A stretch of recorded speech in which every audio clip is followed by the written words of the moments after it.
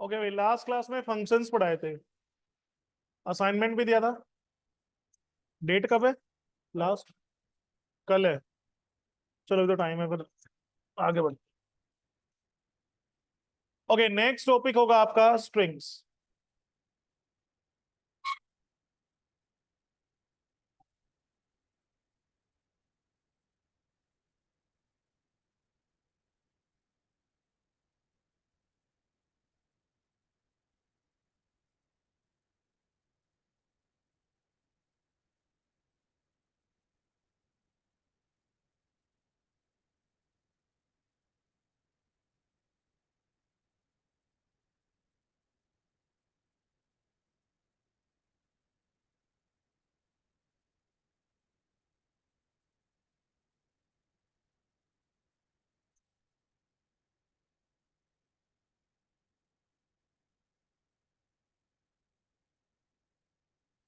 String collection of characters और sequence of characters, और you can say array of characters. जो आपका मन करे वो आप बोल सकते हो।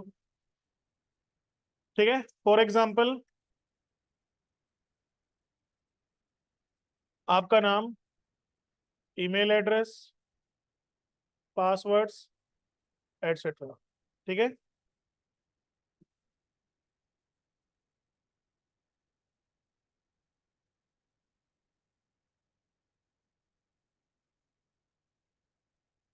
स्ट्रिंग क्या है? एक इम्यूटेबल डेटा टाइप है। इम्यूटेबल मतलब नॉन चेंजेबल, मतलब जो स्ट्रिंग क्रिएट हो गई सो हो गई, उसे आप अपडेट नहीं करोगे। अगर आप अपडेट करोगे तो नई स्ट्रिंग जनरेट होगी, पुरानी स्ट्रिंग वैसी ही रहेगी। क्लियर है? इम्यून रहता है, इम्यूटेबल डेटा टाइप है।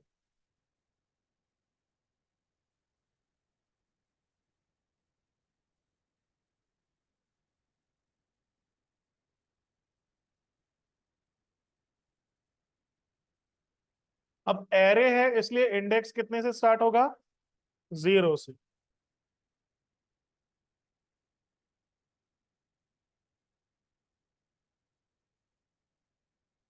जीरो से क्यों स्टार्ट होता है, ये मैं आपको एरे के केस में बताऊंगा।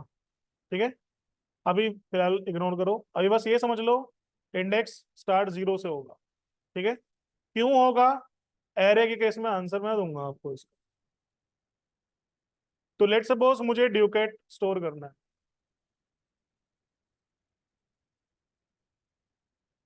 इसमें रहेगा नल करेक्टर।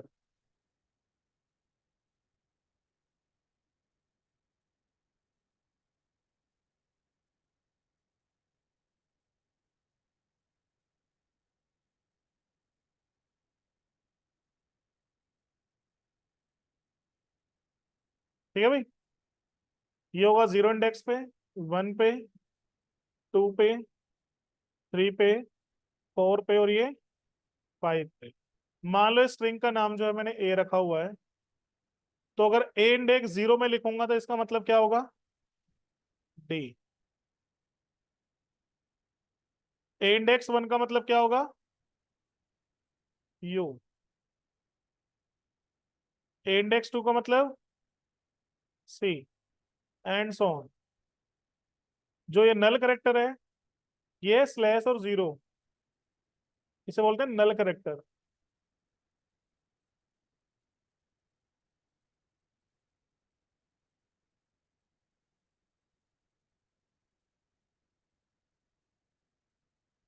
ये होता है स्ट्रिंग टर्मिनेटर। सो नल करेक्टर और ये इज अ स्ट्रिंग टर्मिनेटर। मतलब हमें पता तो होना चाहिए ना स्ट्रिंग कहाँ तक है। ठीक है, तो पता करने के लिए कि स्ट्रिंग कहाँ तक है हम लोग यूज करते हैं नल करेक्टर। हालांकि ये हम लिखेंगे नहीं जावास्क्रिप्ट में। सी लैंग्वेज में तो लिख सकते हैं, सी लैंग्वेज अगर पढ़ी हो तो आपने, लेकिन यहाँ पे लिखेंगे नहीं, ये ऑटोमेटिकली एडजस्ट होगा। ठीक है बेटा, इस तरह से एक एरे स्टोर होता है मेमोरी के अंदर, कंटिन्यूस मेमोरी एलोकेशन में।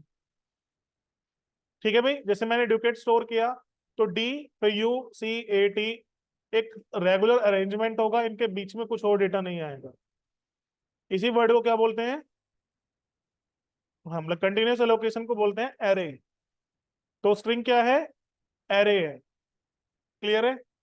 एक बार इसे इतना नोट करो, सिर्फ इतना, और ये, उसके बाद फिर आगे बढ़ाता हूँ।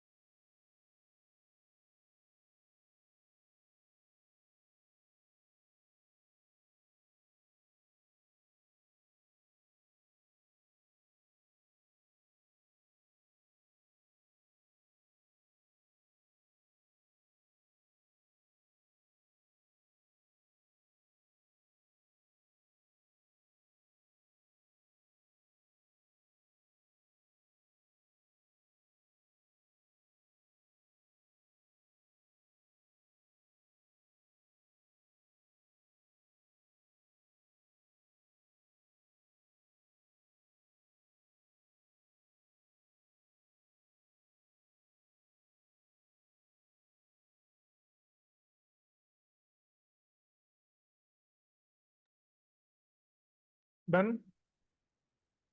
स्ट्रिंग कांस्टेंट, तीन तरीके से हम लोग कांस्टेंट डिफाइन कर सकते हैं। पहला सिंगल कोट,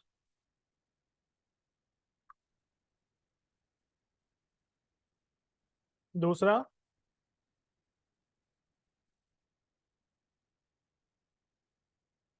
डबल कोट, तीसरा बैक टिक्स। ये तो मैं ऑलरेडी आपको बता ही चुका हूँ।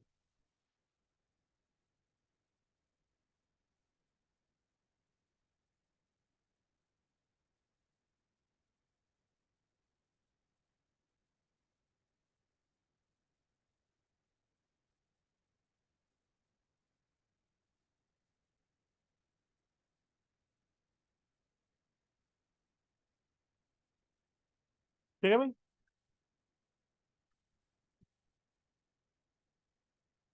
तीनों ही क्या है? स्ट्रिंग्स। स्ट्रिंग यूजिंग लूप्स, मान लो मैं एक स्ट्रिंग लेता हूँ, JavaScript is a high level programming language, ऐसी एक रैंडम से स्ट्रिंग दे दे, ठीक है भाई। मुझे इस स्ट्रिंग को एक्सेस करना है हर एक करेक्टर को अलग अलग। तो क्या करेंगे, लूप चलाएंगे भाई। जैसे मैंने यहाँ पे लिखा था, जीरो इंडेक्स पे हमें डी मिल गया, फिर वन पे यू पे सी। बट ऐसे मैनुअली तो नहीं लिखूंगा मैं, तो हम लोग क्या करेंगे, इसमें लूप चलाएंगे। कहाँ से, from zero index to last. पहले देखते हैं, स्ट्रिंग यूजिंग फॉर लूप। क्या करोगे, लेट आई इनिशियलाइज कितने से करना है, जीरो से। I less than a dot length. भाई हमें नहीं पता ना स्ट्रिंग में कितने करेक्टर होंगे, तो हम लोग लगा देंगे कि जब तक आई की वैल्यू ए डॉट लेंथ से कम रहेगी तब तक लूप चलना चाहिए। जैसे मान लो ड्यूकेट हम लिख रहे हैं, ड्यूकेट की लेंथ है 5, तो लास्ट वैल्यू कौन से करेक्टर, कौन से इंडेक्स पे होगी, 4 पे। तो लेस देन इसलिए लगाया, ठीक है ना। कंसोल लॉग ए इंडेक्स आई, तो एक एक करेक्टर करके ये एक्सेस हो जाएगा। अब बात आती है कि इसका फायदा क्या। इसका फायदा ये है, मान लो इस स्ट्रिंग से मुझे कुछ काउंट करना हो, लाइक ये काउंट करने इसमें कितने वोवल्स हैं, ये इसमें कितने कॉन्सोनेंट्स हैं, ये इसमें कितनी बार इज आया है, तो फिर हमें क्या करना पड़ेगा, मतलब इस तरह के लॉजिक्स लगाने हैं तो हमें लूप चलाना पड़ेगा। क्लियर है, ट्रेवर्स करना पड़ेगा। तो ये हो गया फॉर लूप। नेक्स्ट देखते हैं, string using while loop. For की जगह लिखो वाइल, ये उठा के बाहर रखो, एंड इंक्रीमेंट को उठा के इसमें डाल दो। बात अब भी वही है भाई, जीरो से एक ही लेंथ तक लूप चला रहे हो, सिंपल।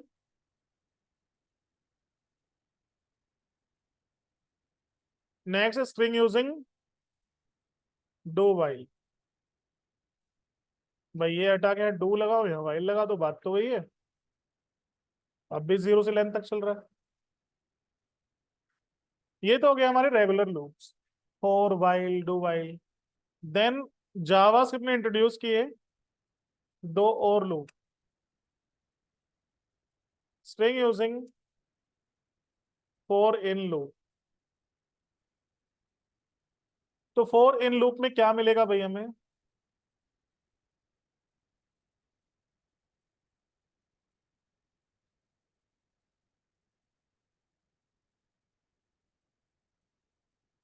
ये सूरज, भाई स्क्रीन पे टैप मत कर। ओके, इसका सिंटैक्स होता है फोर। पहले फोर लिखोगे, ब्रैकेट, एक वेरिएबल डिफाइन करोगे, let suppose let I in string का नाम ए। फिर आप यहाँ पे मान लो कंसोल लॉग कर रहे हो, ए इंडेक्स आई को। तो इसमें आई की वैल्यू क्या रहेगी, पहले zero, then one, then two, then three, then four, automatically जब तक नल ना आ जाए। फिर एक और लूप आया, फोर ऑफ, इसमें होगा let i of a. Console log, directly i लिखूंगा, इसमें आई में क्या मिलेगा हमें, डी, देन यू, फिर सी, फिर ए, फिर टी। मतलब पहले ये, फिर ये, फिर ये, फिर ये, फिर ये, से पहले जीरो, फिर वन, फिर टू, फिर थ्री, फिर फोर।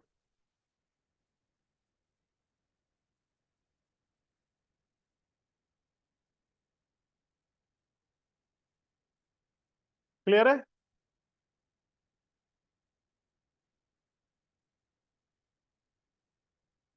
समझ में आया भाई। फोर इन लूप में हमें मिलता है index number, zero, one, two, three, four. For of loop में मिलती है डायरेक्टली वैल्यू। क्लियर है, तो मैं लिख देता हूँ यहाँ पे फोर इन लूप। लेट आई ने इंडेक्स आई। तो इसमें ना तो हमें इनिशियलाइज करने की जरूरत रही, ना कंडीशन लगाने की, और ना ही अपडेट करने की। क्लियर है भाई? नेक्स्ट है फॉर ऑफ लूप।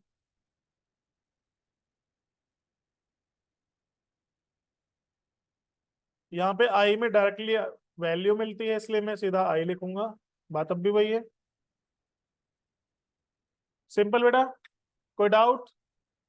नोट करिए फटाफट।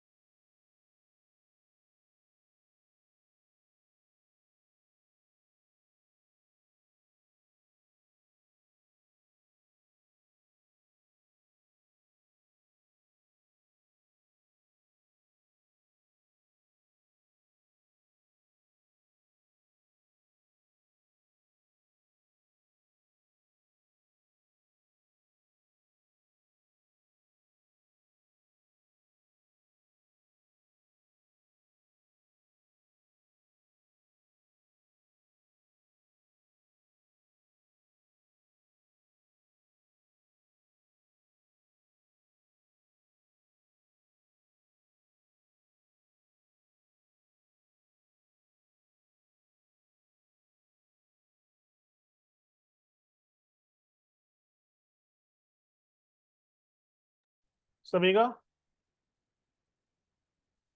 ओके। अब हम लोग पढ़ेंगे स्ट्रिंग के कुछ मेथड्स। जैसे फंक्शन है कैर एट। एक, ये जाहिद क्या पूछ रहे हैं? So is it true that for in loop is used for objects to know key value pair?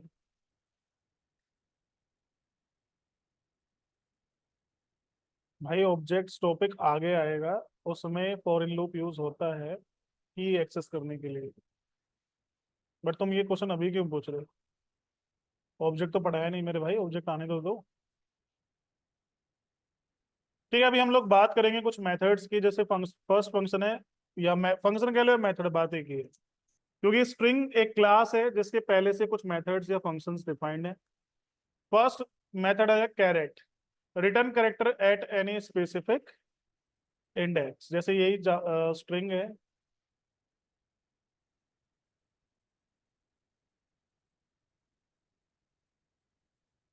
अगर हम लोग ए इंडेक्स 0 लिखें या ए कैरेट 0 लिखें, बात एक ही है। देखो दोनों में क्या आ रहा है? जे। 1 लिखेंगे तो ए,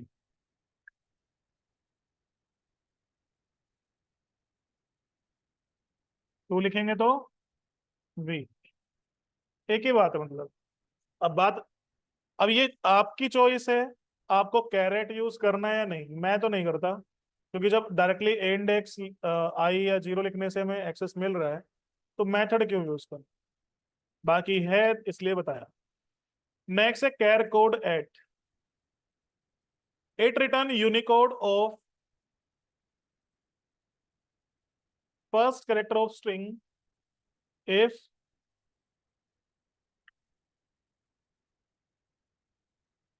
no argument is provided and if argument मतलब index is provided, it return Unicode value of that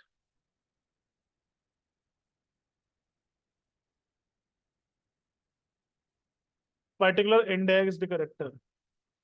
मतलब उस इंडेक्स में जो भी करेक्टर है उसकी स्काई वैल्यू, सॉरी उसकी यूनिकोड वैल्यू रिटर्न करेगा। क्लियर है? जैसे मैं इसमें कुछ भी पास नहीं कर रहा,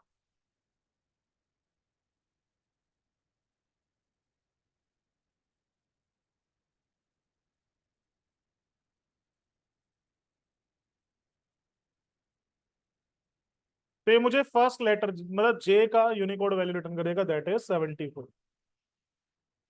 बट अगर मैं चाहूँ कि भाई मुझे सभी का एक्सेस मतलब सभी करेक्टर्स का बताए, तो लेट इंडेक्स ये में लेट आई इन ए कंसोल लॉग, यहाँ पे करेक्टर प्रिंट कर देते हैं और उसके बाद में इसकी यूनिकोड वैल्यू कैसे मिलेगी? A dot char code at index i pass कर दो। मैंने थोड़ा सा गलत लिखा है,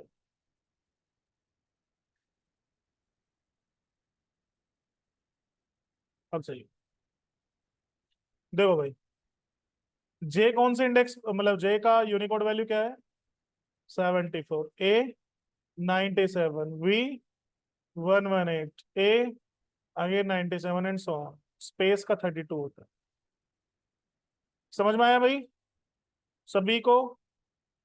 और अगर इसका उल्टा करना, यूनिकोड वैल्यू पता है ना, A65 होता है, कैपिटल स्मॉल 97। उल्टा करना है मतलब नंबर आप बताओगे और ये करेक्टर रिटर्न करे, तो फ्रॉम कैर कोड होता है। From char code function convert a Unicode value into character. मैं एक लूप चला देता हूँ, let i equals to 0, i less than, मैं अभी 10,000 तक के लिए लूप चला लेता हूँ। और डॉक्यूमेंट डॉट राइट लगाऊंगा इसमें, आई पे क्या है और हमें लगानी है यहाँ पे स्ट्रिंग क्लास, और इसका मेथड फ्रॉम, स्ट्रिंग का एस कैपिटल रखना, फ्रॉम कैर को। ठीक है,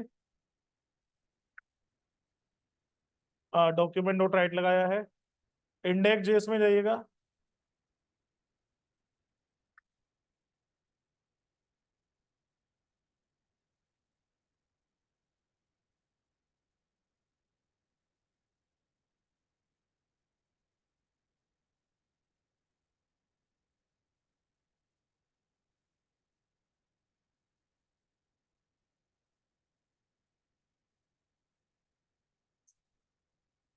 ये आ गया। जो डब्बे बन के आ रहे हैं वो सपोर्टेड नहीं है। देखो 65 पे क्या है, ए, थोड़ा गैप लगाना पड़ेगा।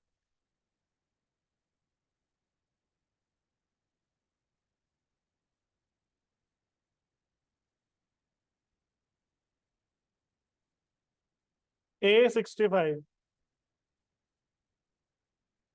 देखो जीरो मिलेगा 48 पे, देखो कहाँ पे, ये रहा 48 पे zero, 57 9, A65 and so on.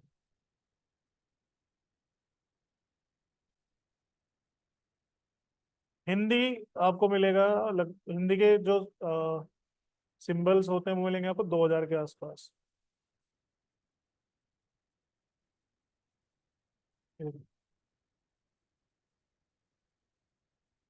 ठीक है भाई, सिंपल। अब फटाफट नोट करो ये।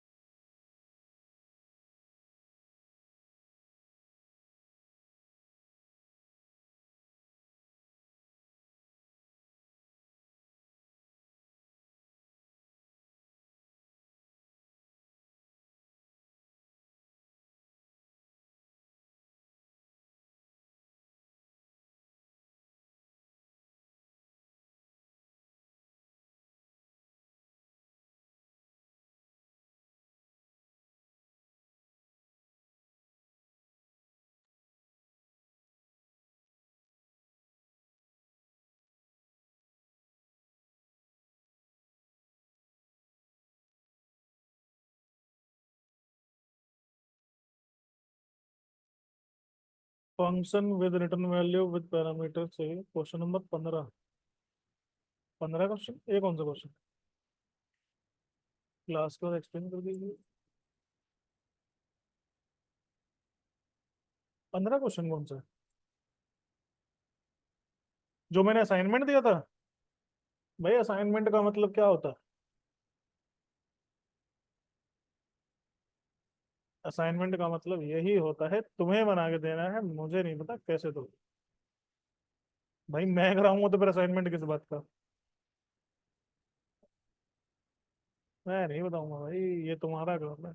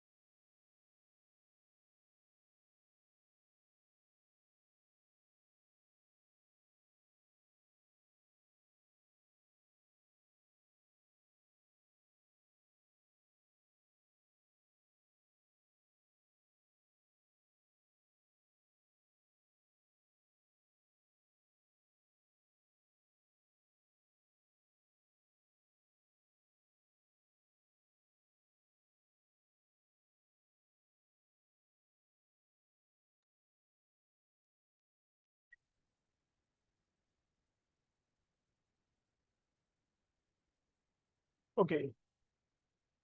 तो नेक्स्ट है index of, last index of search and includes function. पहले इन चारों के बारे में बात करेंगे। देखिए भाई, इंडेक्स ऑफ, नाम से समझ में आ रहा है ना, इंडेक्स ऑफ समथिंग, मतलब कोई पर्टिकुलर कैरेक्टर का इंडेक्स आपको फाइंड आउट करना है। So it written first index of any सब string in string and return -1 if item not found in string.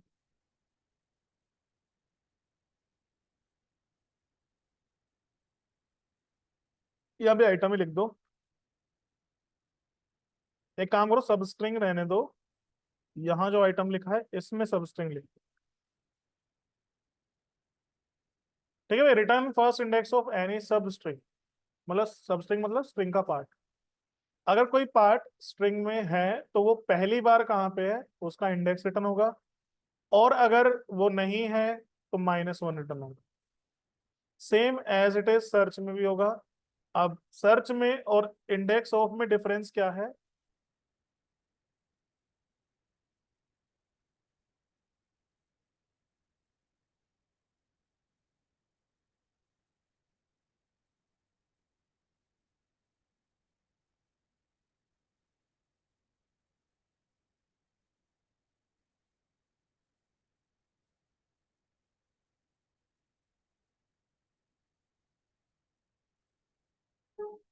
तो दोनों का रिजल्ट सेम ही आ रहा है, देखो।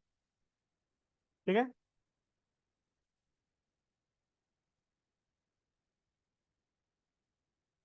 डिफरेंस क्या है? इंडेक्स ऑफ सिर्फ स्ट्रिंग में यूज होता है, जबकि सर्च रेजेक्स में भी यूज हो जाता है। रेजेक्स मतलब रेगुलर एक्सप्रेशंस, आगे पढ़ाएंगे क्या होते हैं। तो मतलब स्ट्रिंग के लिए तो दोनों का रिजल्ट सेम ही आएगा।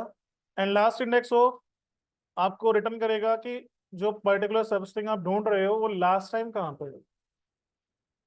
इंक्लूड सिर्फ ट्रू फॉल्स बताएगा, है तो ट्रू, नहीं है तो फॉल्स।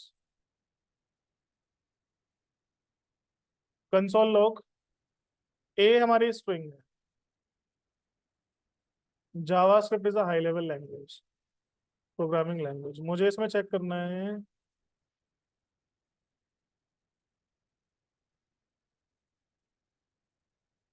कोई वर्ड में इसमें 2 बार लिख देता हूँ।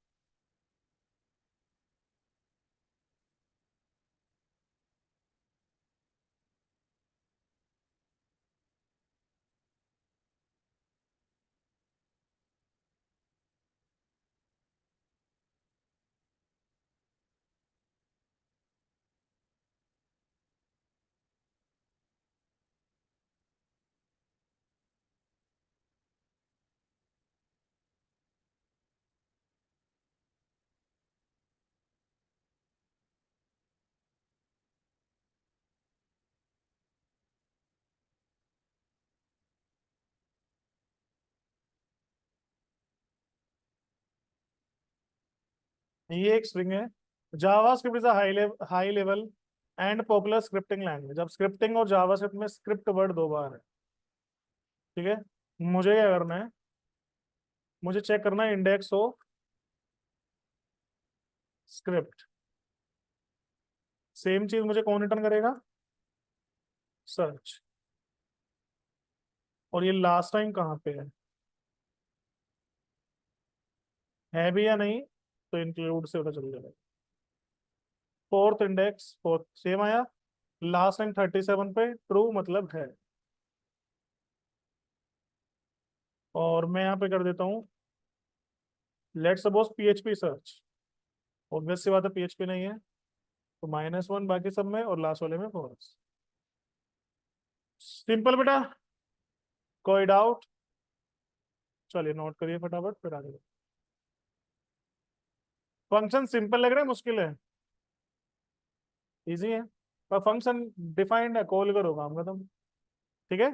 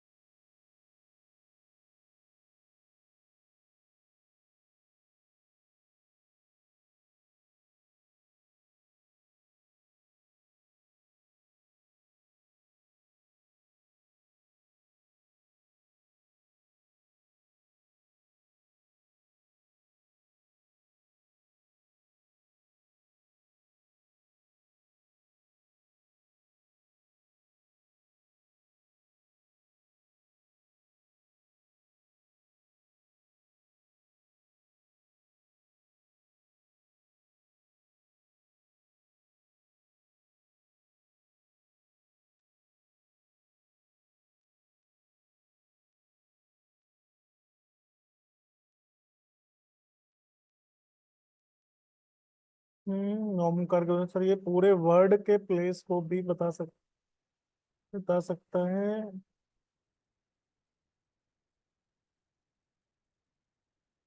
नहीं, पूरा वर्ड कहाँ पे है भाई, ये बताएगा। और पहला इंडेक्स कहाँ से मतलब स्टार्ट हो रहा है, जैसे इसमें स्क्रिप्ट यहाँ से स्टार्ट हो रहा है, तो वो बताएगा। पीएचपी इस पूरी स्ट्रिंग में कहीं भी नहीं है। अब पी, एच और पी तो अलग अलग हो सकता है, हो सकता है ही अलग अलग तो है, वो नहीं, पूरा वर्ड। ठीक है भाई। नेक्स्ट है copy a string into another string. Copy करने के लिए कोई मेथड नहीं है, सीधा सीधा असाइनमेंट ऑपरेटर लगा दो।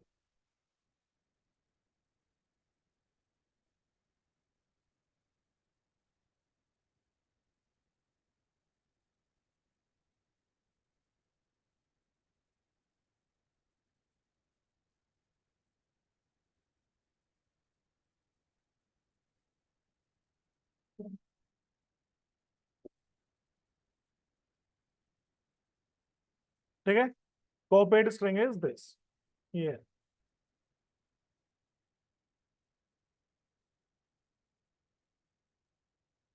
String concatenation. लेट सपोज हमारे पास एक स्ट्रिंग है ड्यूकेट, देन एक स्ट्रिंग है एजुकेशन, एंड एक स्ट्रिंग है नोएडा।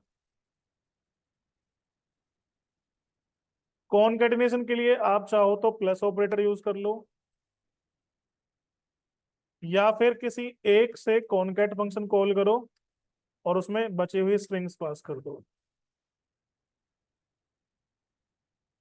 आपकी चॉइस रहेगी, आपको क्या करना।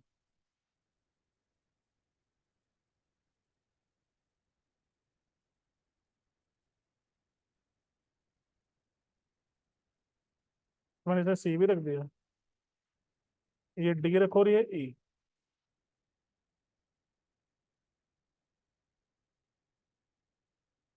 Same answer. क्लियर है बेटा, जल्दी से नोट करो।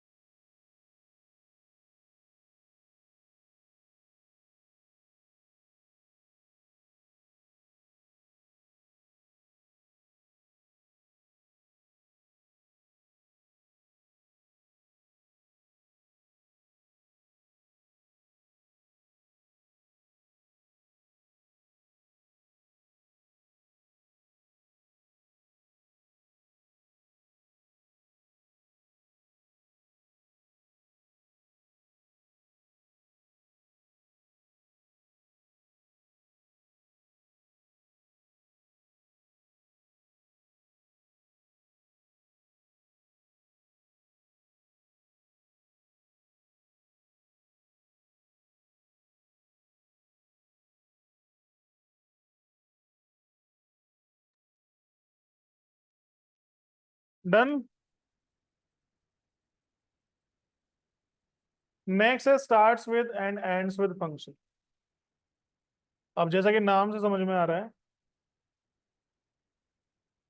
स्टार्ट्स विद मतलब कोई स्ट्रिंग किसी पर्टिकुलर सब स्ट्रिंग से स्टार्ट हो रही है नहीं, अगर हो रही है तो ट्रू वरना फॉल्स। और एंड्स विद क्या करेगा, अगर किसी पर्टिकुलर पे एंड हो रही है तो ट्रू वरना फॉल्स।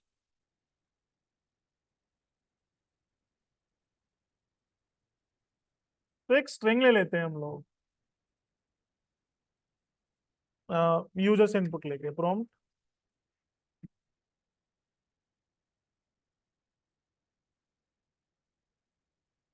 एंड एग्जाम्पल के लिए लगाते हैं ए डॉट स्टार्ट विद। मान लो अगर डब्ल्यू डब्ल्यू डब्ल्यू से स्टार्ट हो तो मैं प्रिंट कर दूंगा कि जो ए है, मतलब जो इनपुट स्ट्रिंग है, एज अ वेबसाइट डोमेन। अगर इस पे स्टार्ट नहीं है, एंड हो रही है, एंड्स विद gmail.com पे, तो मैं दूंगा कि ये जीमेल आईडी है।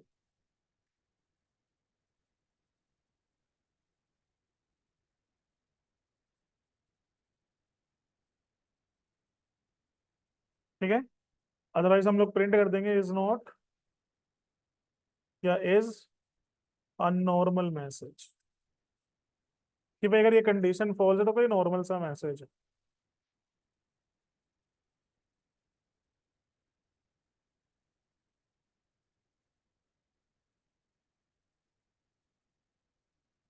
ठीक है भाई। तो एक वेबसाइट डोमेन है, एक जीमेल आईडी है, ये एक नॉर्मल सा मैसेज। ठीक है बेटा, करिए नोट डाउन।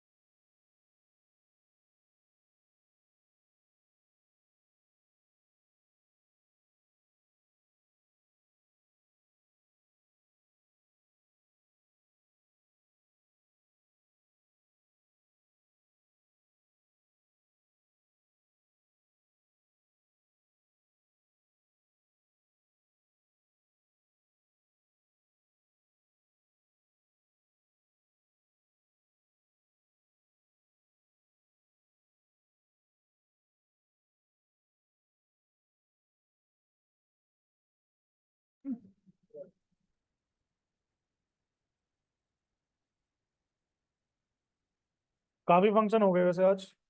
आज पहले इतना ही ट्राई करो। काफी हो गया यार आज। पहले इतना ट्राई करो, बाकी बचे हुए फंक्शंस को कल करा। ठीक है, आज के लिए